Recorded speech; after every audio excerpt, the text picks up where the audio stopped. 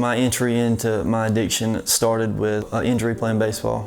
I was a pitcher and I tore my labrum in my shoulder and ended up having surgery after my senior year of high school. What came with the surgery was opiate pills, and man, it was so quick how I got addicted to those things, man. I remember realizing when I called the doctor when I was out, and I was very persistent on calling the doctor, that, you know, something was wrong, but I never stopped. And my pill addiction eventually led into a meth addiction shortly after that, and that's how the downward spiral began. I share with the guys sometimes when I share my testimony and I teach class, you know, growing up, I had big plans of what I thought my life looked like, you know, when things began to get out of control, and where I really felt the worst about it was when I was comfortable in that. You know, I'd given up on life, I'd given up on any dreams of a family that I'd had. You know, I was perfectly content with what I was doing in my addiction. I'd lost all hope in myself and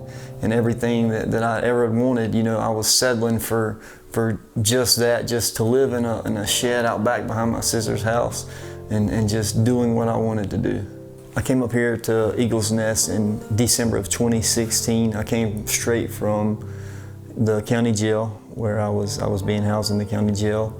I had caught some different charges, and you know, at the time didn't realize I wanted help or needed help, but I like to make a joke when I'm sharing about this. The judge decided that I needed help, and he gave me the option of Eagles Nest or prison, and I decided to come up to Eagles Nest and see, you know, what could happen here. I didn't come here because I wanted to in the beginning. You know, I came here because the judge told me I had to.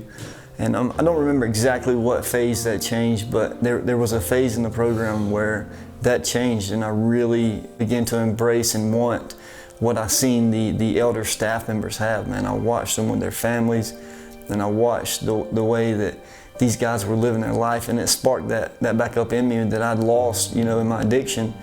And I learned to mostly to be confident in who I was, you know, and be comfortable with who Jesus says I am, and to walk that out. And that, you know, although my past is not the best, not to be ashamed of it, but I can use my past to help other guys, you know, and that's the main goal that I like to do. I like to be there just as someone was there for me.